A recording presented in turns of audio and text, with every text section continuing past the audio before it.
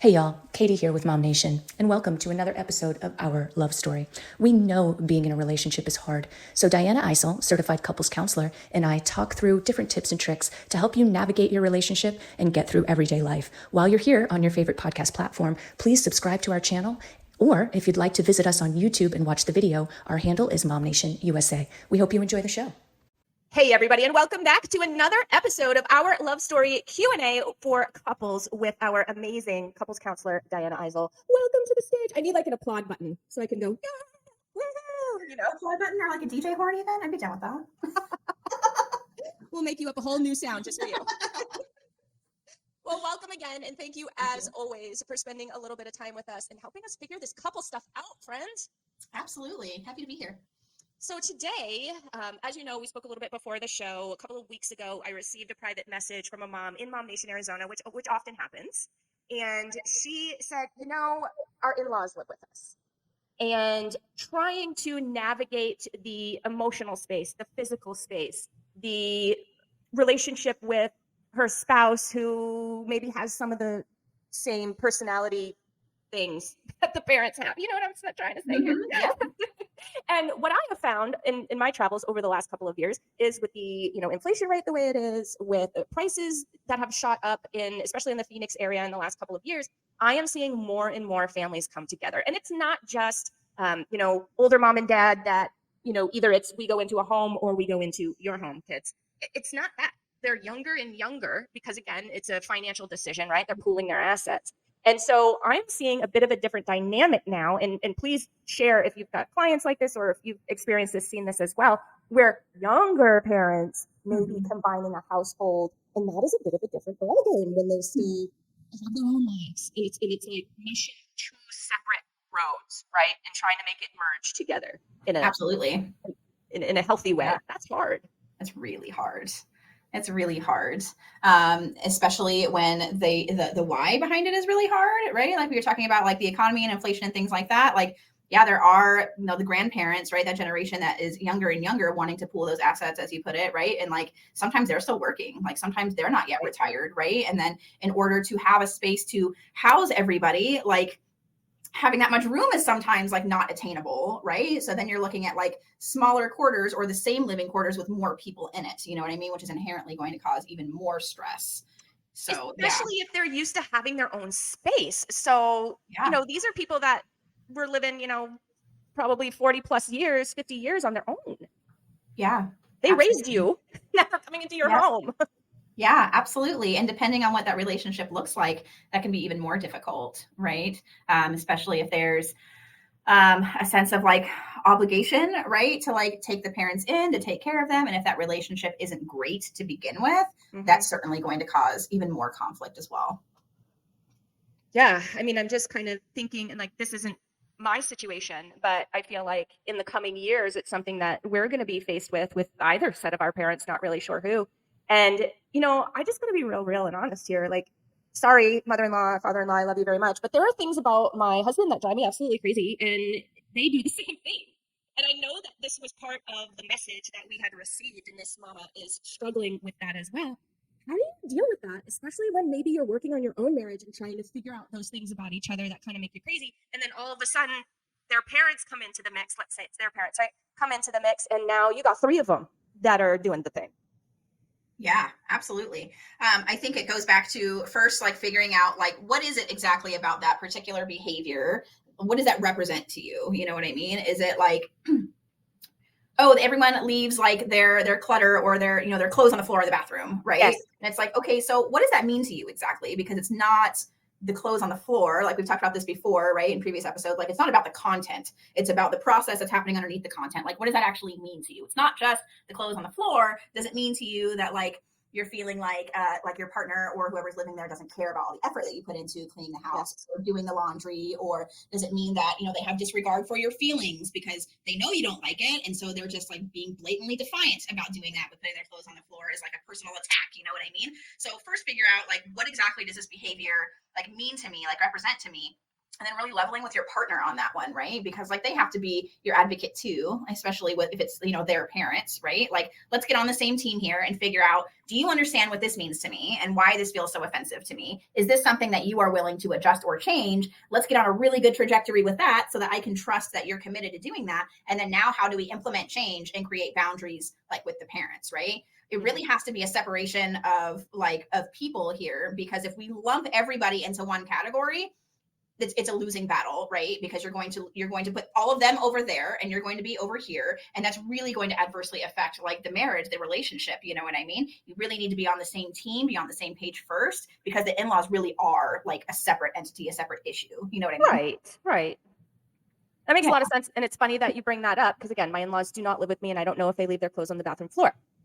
But it's a thing in my house with both my kiddo and my son. I know I'm kind of tangenting for a minute here, but what you said, that first reason that you said, hit the nail on the head for me. And no, it takes me 2 seconds to pick up their clothes, throw it in the hamper, right? No big deal. I'm probably walking by anyway. But it's the fact that I work so hard in my job. I come and I do the laundry religiously I'm the only one that does it. And I feel like it's hard work, you know, and it's not something that I really, okay, truth be told, I love laundry, but some days I don't, because I've got I know. If you need some help and I'm like having a free day, just let me know. I'll come over. I love folding. It's so crazy. But anyway, you're going to get so many messages in your inbox. It's insane.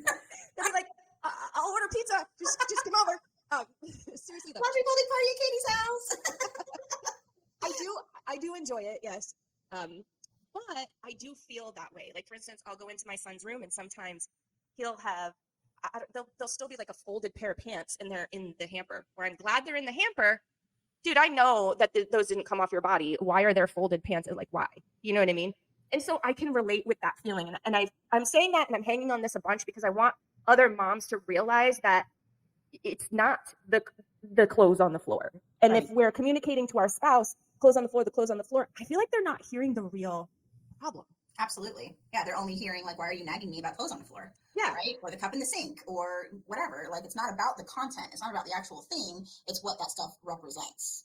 You know what I mean? And so when you put it that way and you're using using I statements, right? Because words matter, like semantics matter when you're going to your partner about something that bothers you. If you start something with you, it's probably not going to go over as well as you would hope, because they're probably going to get pretty defensive, right? Mm-hmm. But if you're coming at it from like, I feel really frustrated because like I want to feel like I'm appreciated for all the effort that I put forward and cleaning the house and doing laundry and all those things. And when I see the clothes on the floor, like it does make me feel like unappreciated. And I'm sure that's not your intention, but like that's the way that I feel. Right. So like in that entire statement, it was all about me. Like it was all about my experience. You know what I mean? And so the person that's listening is going to be much more receptive to that and probably going to be much more open to like, oh, well, that makes sense. I don't want you to feel that way.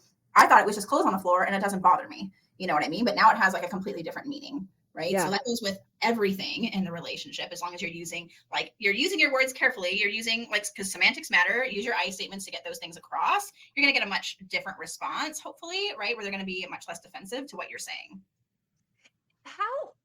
How would you suggest somebody begin in getting in tune with that about themselves and in touch with their feelings? Because there was a time in my life where I would have just complained about the clothes on the floor and that would have been it. Like I didn't even know really what it was that was bothering me. Now when I'm triggered, because I've, learned and been through a bunch of therapy, as you know.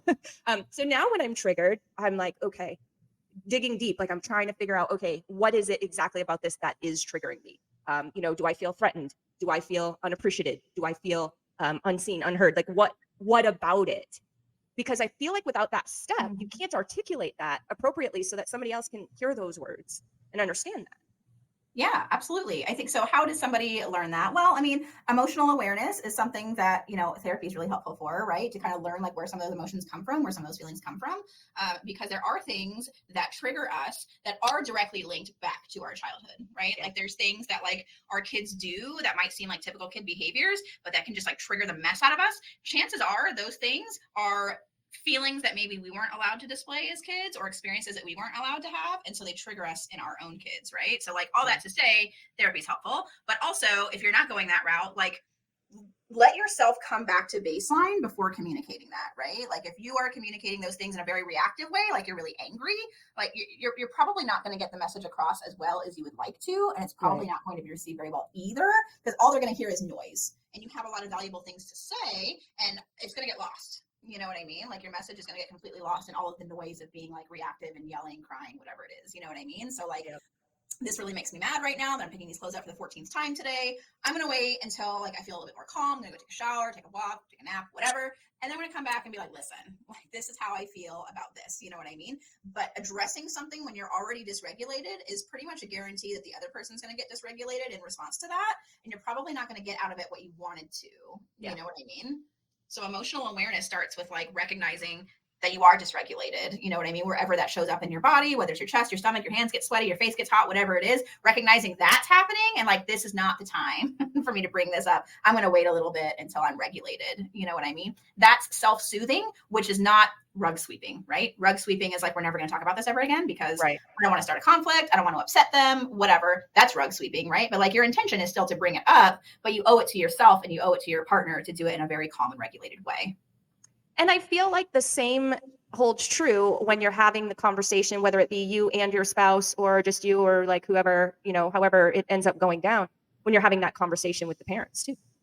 Yeah, absolutely. And I think it has to be a team effort, right? You know, a lot of people believe for some people it might work this way, but like, you know, they're your parents, so you need to talk to them. Okay, well, there's a certain degree of like, okay, yeah, like you're going to have a different comfort level with them, but like this is something that we're coming together as a team. If you go to your parents and you're like, my wife doesn't want you to leave your clothes on the floor anymore. Right. That's going to cause a lot of conflict in the couple. You know what I mean? Because then it creates, again, that like us versus them sort of mentality. And that's not going to be healthy, right? There has to be the shared meaning, the teamwork of like, hey, so like, you know, my wife and I were talking and, you know, we just really need you guys to put more effort into making sure the clothes make it into the laundry basket or like picking up this or whatever, because like, you know, we work really hard to keep the house clean and we just need everyone's effort on board. You know what I mean? That's like a very much a we statement, like we are in this together, right? And that's the most important thing. That's why the couple has to talk about it first before like going to the in-laws, right? There are going to be some things, some quirks, some qualities about people that like you live with that you're not always going to love, but the things that you feel like you can temper or you can manage, like talk to your partner about it so that like they can help you come up with solutions too that you're satisfied with. The last thing you want is to have resentment towards your partner because you feel like they don't care as much as you do about the thing. You know what I mean? Right. And in your first example about, hey, you know, my wife really needs you to pick up the stuff, like say, you know, just the spouse is bringing it up to the parents. I feel like that is really ripe for the parents maybe to start villainizing, whether that be just in their own heads, villainizing the wife. And then we're going to start. So then each incident is going to villainize her more and more and more. Absolutely. Us versus them. Yeah. Yeah. Or us versus her in this case. Exactly. Like she's the problem. Yeah, absolutely.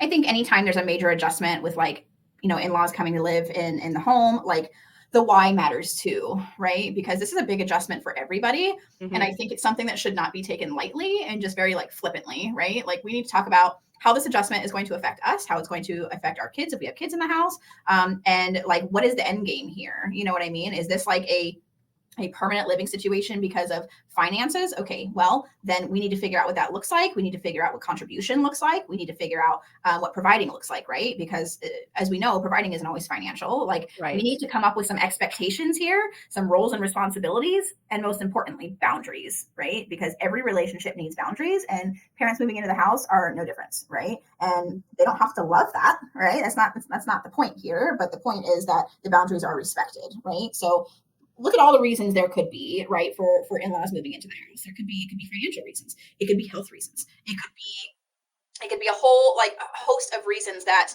are out of everyone's control. But ultimately, if the reason that the in-laws are moving into the house are putting the couple between a rock and a hard place, like they feel like they don't have any choice, like they're obligated to do it, that is even more reason for them to really take their time with this adjustment and take their time with what they want it to look like. Yeah. Because resentment is like right on the cusp at that point. If you're feeling like you're obligated, right?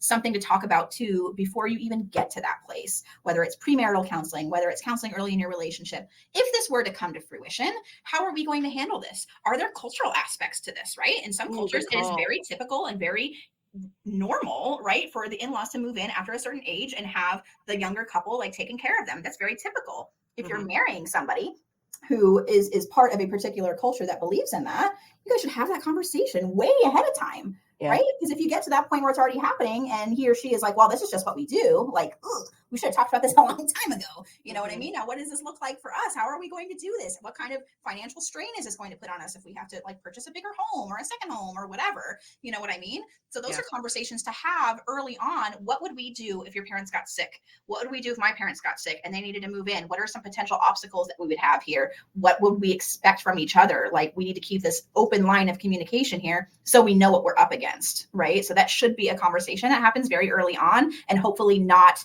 as a immediate crisis situation. Sometimes it's unavoidable, right? There's a tragic accident and the in-law can't work anymore or something like that, something unforeseen, right? Like sometimes that happens, unfortunately. But those expectations should be, I think, made very early on as to how we're going to handle that type of situation. I love that you brought up the word expectation, because something that I have learned over the last, few decades is that probably nobody, but not everybody thinks the same. Sure. Yeah. So we don't look through things with the same lens. We don't have the same priorities. We don't have the same perspective. We don't have the same filters, like all of that stuff, right? And I think a lot of times we'll assume that the other person has the same perspective, the same wants, the same expectations, and they don't. And then conflict arises from that, right? So I love that you brought up, have an expectation conversation, have an agreement, like talk about even the littlest baby minute thing, because you could be on two different planets with that.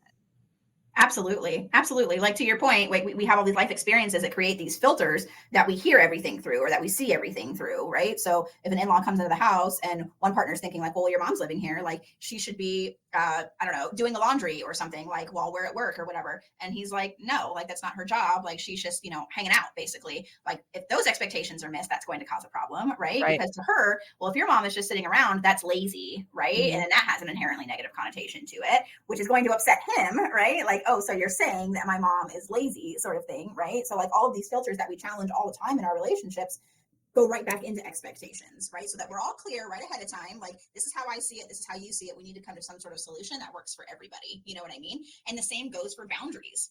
You know what I mean? Like you don't have to agree that somebody else's boundary is amazing. But what you do have to do is go along with it, right? Like you have to adhere to whatever that person's boundaries are. So if his boundaries are that her mom, doesn't talk about like her relationship problems with her husband or whatever to them, right? Like that's a boundary. I don't want to hear about it. I don't want to hear how, you think your husband's a big jerk because he did X, Y, and Z, right? And she's like, well, I don't really see the big deal. She needs somebody to talk to, right? Like, that's my boundary though. And like, I need you to respect what my boundary is. So we have to find some sort of way for both of us to communicate to her that like, hey, like, while we appreciate that there's sometimes that you just need to vent or you need some support, but our boundary is like when it comes to like relationship stuff, we really just need to stay out of it because we can't be objective.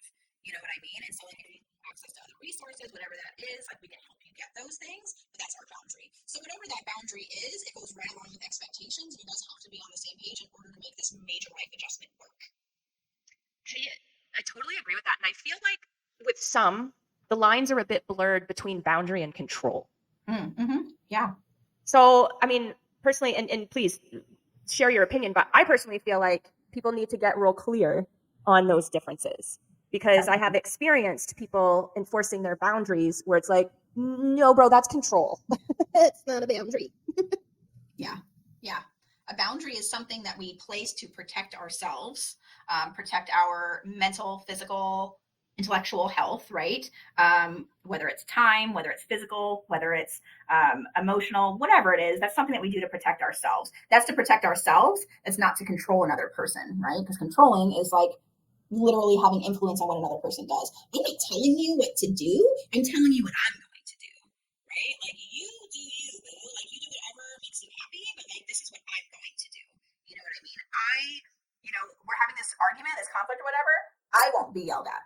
So I am going to remove myself from this conversation if you're not willing to play ball here and like lower your voice. You know what I mean? Obviously, you would say it much better tone than that, but that's my boundary that I'm doing to protect myself, right? Time boundary with work is an example, right? That like I am, I'm only willing to be on call this day and this day. Like that is my boundary, right? Or my boundary is my kids are, they're not allowed to speak to me in a certain way, right? They don't speak to anyone in this house in a certain way. That is a boundary. That's what I'm doing.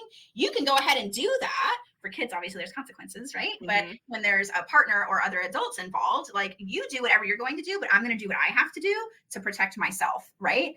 And frankly, when you set boundaries with somebody and they play ball, right? Those people clearly value and respect you as a person, because they may not understand or like the boundary, but they know that it's a boundary for you and that it's important. The people that are like, no, that boundary's stupid, I'm not doing that. Like they've essentially just like highlighted themselves in yellow as like someone that really benefited more when you didn't have that boundary. Yep. Right. So boundaries serve as a really good filter for people who are willing to respect like who you are and what you're asking for, and those that won't. So that's the difference between boundary and control, is you do whatever you want. I'm not going to control what you do. I'm going to control myself. And if something that you're doing violates my boundary, I'm going to act accordingly.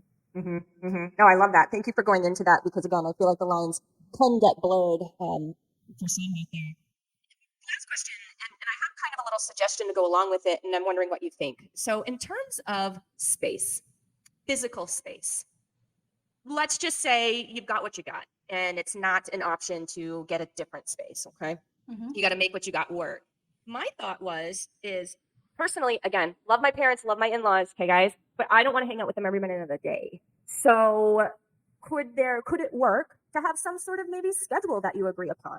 At 5 o'clock, from 5 to 7, the kitchen's yours, for instance. From 7 to 9, the kitchen's mine, whatever it is. Or, at 7 o'clock, 8 o'clock, I like to sit down in my living room and watch my true crime show. I don't know.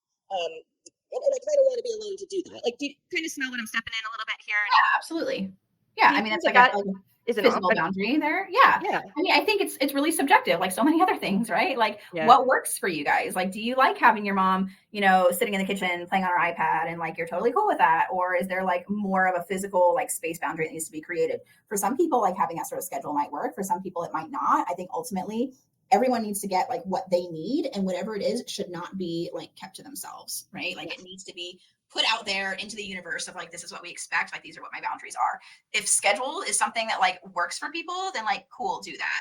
If there's something else that works, depending on like the physical ability of like the in-laws too, like works better, then like, cool, right? Like we didn't even talk about in-laws that might need like significant physical health needs, right? Like caretaking, right? Like that's like a whole other like can of worms, so to speak, as to like how do we create boundaries and expectations there. That is so hard. It is so hard to take care of a parent who like physically cannot take care of themselves, because some of those expectations and boundaries just might not be possible. You know what I mean? Like if an in-law is like physically like unable to leave their space, but has to be like walked to the bathroom, has to be bathed, like all of those things, you know what I mean?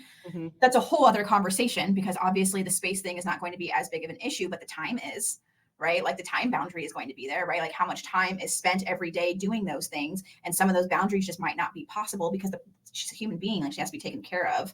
You know what I mean? That's a whole other set of expectations that have to be gone over first, and not when it's in a crisis situation. You know what I mean? How do we change our work schedules? Are you stepping in on these hours of the day, and then I'm stepping in on these hours of the day, so that we both individually get a break? You know what I mean? Do we have home health or someone else come in a couple days a week so that, we can get done what we need to get done, have time to ourselves, things like that. You know what I mean? That was kind of like off on a tangent a little bit. That's your question, but schedules might work for couples. I think it's really subjective as to what their comfort level is, how their house is set up even, right? Like in some houses, you've got what you got, but it might be kind of like already inherently separated, right? Is there opportunity to create some sort of like different space for people in the house? If it's not, then like, hey, if you're needing to have access to the kitchen during these hours, that's cool, but we cook dinner between 6 and 7. You know what I mean? So we're going to need, that space or whatever. For some of these situations, it might not even be a big deal, right? Like it might just be like, oh yeah, totally. Like, hey, I'm going to go to the kitchen at 4 o'clock. Is that cool? You know what I mean? Yeah, absolutely. It's fine.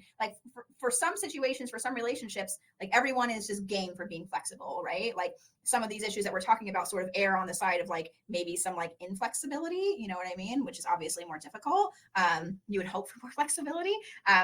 But ultimately, even to answer your question about schedules, you and your spouse or your partner really have to decide like if that's something that works for you.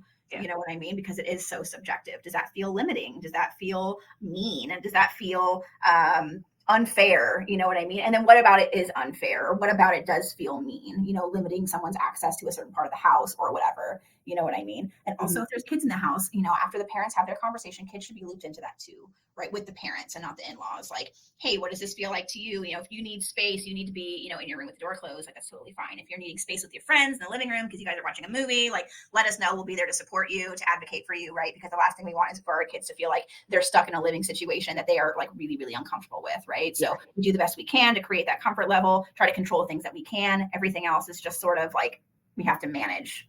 You know what I mean?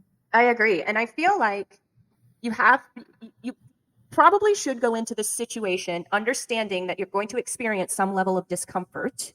Yeah. And be okay with that. Some people are not okay with discomfort. They're not okay with those feelings that are kind of on the lower side of the scale, right?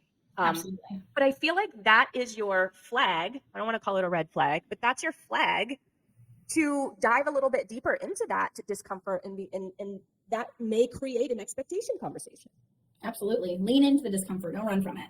You know what I mean? You have so much more to learn from it when you lean into it. You know what I mean? And to your point, like, there's probably a decent heaping spoonful of acceptance that has to be taken, right? And some of those things that you can't control, but in the majority you can. And even the things that you can't, if you and your partner are on the same page about it, it creates shared meaning. And shared meaning creates emotional intimacy and trust, right? That like we both know that this really sucks. We both know this isn't what we signed up for, but we're in this together. You know what I mean? Like we each have each other's backs. Yeah, I love it. I feel like there are a few topics that we haven't that we didn't dive into. And so maybe what we need to do is do a part 2. I feel like we spoke about in one of our previous episodes a little bit kind of similar vein with having in-laws, but I believe it was in-laws that were sort of inserting themselves on the relationship, right? And in the marriage for that particular couple. I feel like an issue that could arise with having in-laws in the home, especially if you've got kiddos, is they may find themselves inserting, some parental discipline where they shouldn't. And I feel like that's a topic for another day, but it's a thing. Absolutely. That needs a big old boundary. Yeah. unless culturally that's the expectation and that you're okay with that. But that is a conversation for another day. That is. I can see the wheels turning in your head right now. Like, oh yeah, that's a whole episode in and of itself. Dyanna, you're amazing. We all love you so much. For those that would like to chat with you a bit further, maybe about their particular situation, are you still doing the 15-minute consultations? Absolutely. If you just go to DyannaEiselTherapy.com, in the upper right-hand corner, you can schedule a free 15-minute phone consultation. I love it. And I encourage you all to do so. Dyanna is awesome.